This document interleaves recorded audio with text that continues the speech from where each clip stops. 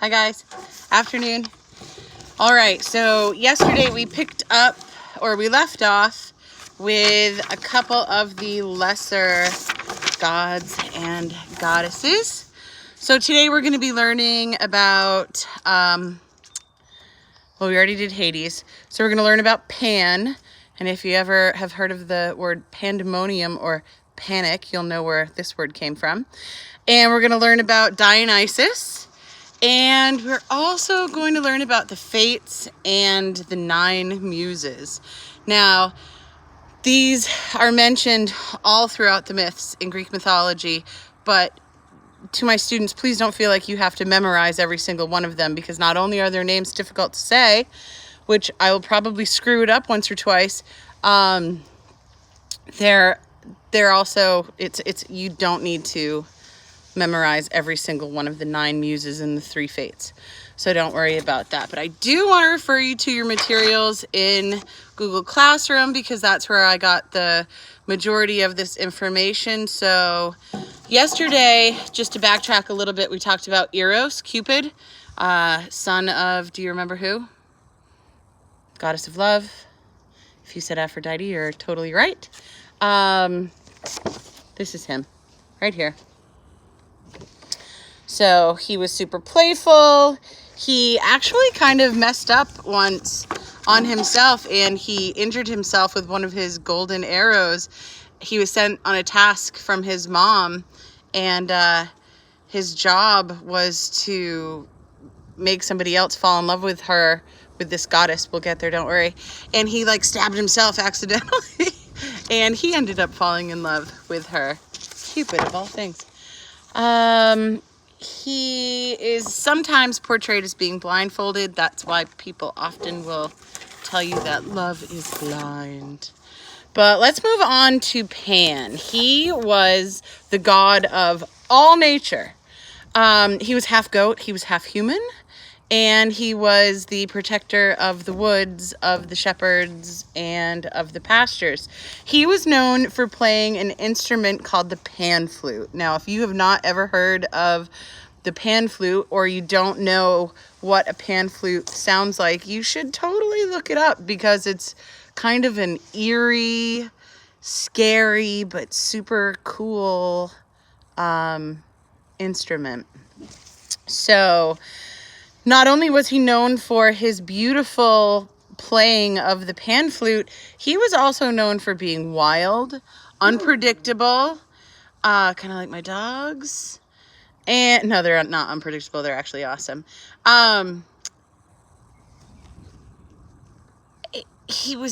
People were a little afraid of Pan. Sometimes his presence filled humans and animals with a sudden, inexplicable terror, also known as panic. He would make them panic. So that's where that word sort of derived from.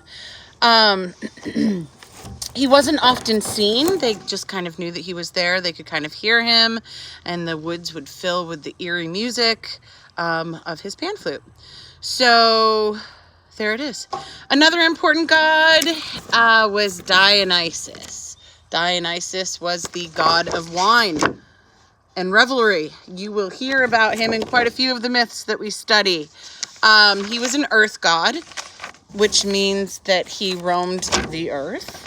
And he was also the god of drama. So myths tell of him coming from faraway lands and bringing with him lots of dancing followers of wild behavior. These were called the Maenads, or raving women. He also was thought to have brought the satyrs, half goats, kind of like Pan, and the half horse creatures, the Sileni. I always say that one wrong. His opponents, defenders of like more dignified behavior and less party-like behavior, they sort of despised him and his so-called cult, and they fought him. But in the end, Dionysius was recognized as a god, and he was really popular among all of the gods. He gave joy to a lot of people. He gave pleasure to a lot of the humans who worshipped him. However, he could also have a little bit of a violent side. And when his followers would sort of partake in his wine and revelry too much, they could often get wild and out of control. Which is why it's always, smart not to overindulge. I think that was the lesson from them. Now we move on to the several lesser of the deities. These were the beautiful young women. They were the sea nymphs and the water nymphs. Do I have that? And let's see. They typically had to take care of different parts of nature. They guarded the different types of nature. The nymphs, called the dryads, they lived in the woods. Think of it like trees are dry, when it's not raining out. They were the dryads. And then there were they actually lived in the trees. There were the Nereids, and they were the daughters of Poseidon. They lived in the sea. They typically would stay in the sea. And then there were where's the other one for the rivers? Give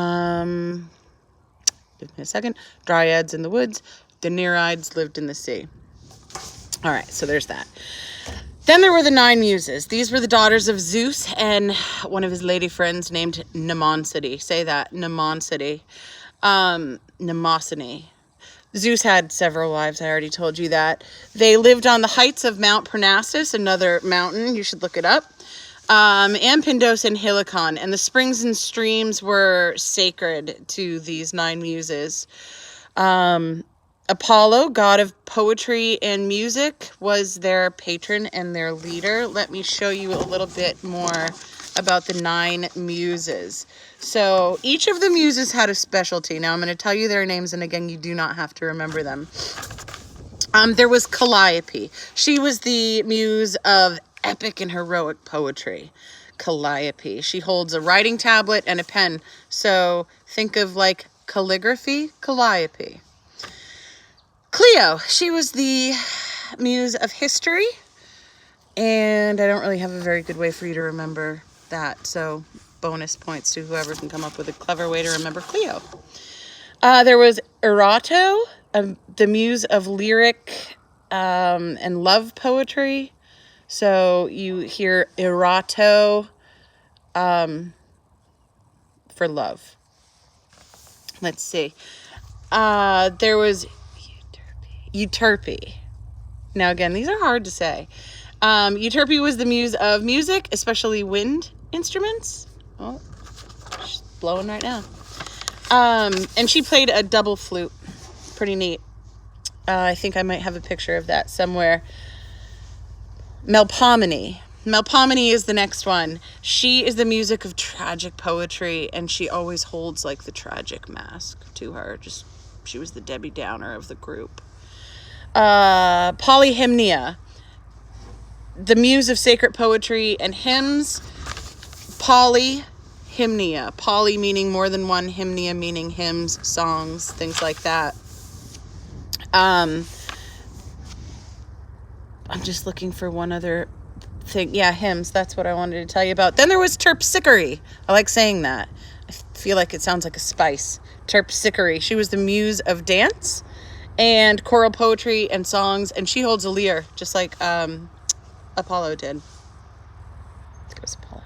Thalia, she's the muse of comic poetry and poetry about rural life. She holds a comedic mask and a shepherd's crook. Okay, gotta have props, I guess. And then there was Urania. She was the muse of astronomy. You think of the planet Uranus, you're gonna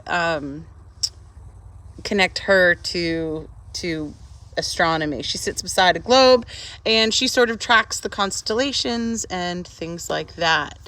So typically whenever anybody needed inspiration in any of these areas, they would call upon the muses. They would hope that the muse would sing to them. So if you think about it, if you are looking for someone to sort of say, hey, yo, how do I like spice up my dating life? You would get in touch with who? If you said Arado, you're right. And let's say you wanted to have somebody soup up your essay. Who would you look for that? If you said Cleo, you are correct. And then if you wanted to talk about like plays and things like that, you would have Calliope hopefully come to you with some inspiration.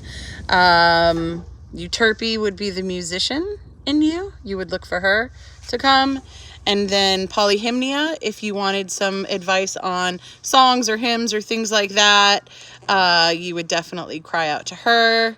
If you wanted some fun sort of drama in your life, you would look upon Thalia. She was comic drama, so she would be a great one for that. Terpsichore would be who you would go to for dancing. The drama queen, Melpomene, just such a low down. And then Urania, she would be who you would look to if you needed help with guidance by using the stars or any of the constellations, things like that. So there you have it. Those are the 9 muses, which leads us to the fates. Now I have a picture, just so you have a visual for the 9 muses. That's them. Just hanging out, doing muse stuff, making sure that they gave inspiration to whoever needed it. And now we are on to the fates. These are the goddesses of destiny. There they are. It's kind of terrible, but there it is. Those are the fates. They controlled the destiny of every single mortal person. Again, mortal, me and you. Immortal would be the gods. Men and women, they decided if you lived a happy life or if you lived a miserable life. They were responsible for it. There were 3 of them. There was Clotho, there was Atropos, and there was Lachesis. Clotho, she would spin, so imagine it like a braid, right? I know that a lot of you kids are out there doing these really cool embroidery bracelets now. Imagine that that's what the fates did. They spun your bracelet. And if you had lots of bright colors in it, which would sort of be connected to happy, bright, wonderful, light things, you could thank Clotho for that, because that was her responsibility. She would spin the bright threads of your youth and make sure that you were happy. Lachesis, I always mess that one up. She would wind them on her spindle, and she would sort of distribute them and direct them on how she wanted them to go. So if she only wanted you to have a really happy younger life, she would make sure that your bright threads ended early in your thread, in your braid. And if she wanted you to have a happy life throughout, she would make sure that you had bright, beautiful colors throughout your entire braid, which is kind of neat to think about it. What would your braid look like if you could spin it, do you think? And then Atropos, she was the eldest. She was very somber, and she was responsible for death. She had a pair of scissors that when she was ready for your time to come, she'd cut your thread. She'd cut your braid. And that was her job. That was her purpose, was to take that beautiful braid and clip it when she felt she should. Here's an interesting thing about them. When they decided that your braid was up, the gods couldn't even help you. The gods really didn't have any control over the fates. It was their job to determine human life, the length of it, the happiness of it, the misery of it. That was their job, and even the gods couldn't interfere. They could bribe them, and they could offer them favors, which happened, but they couldn't force them. I really think that that's about it.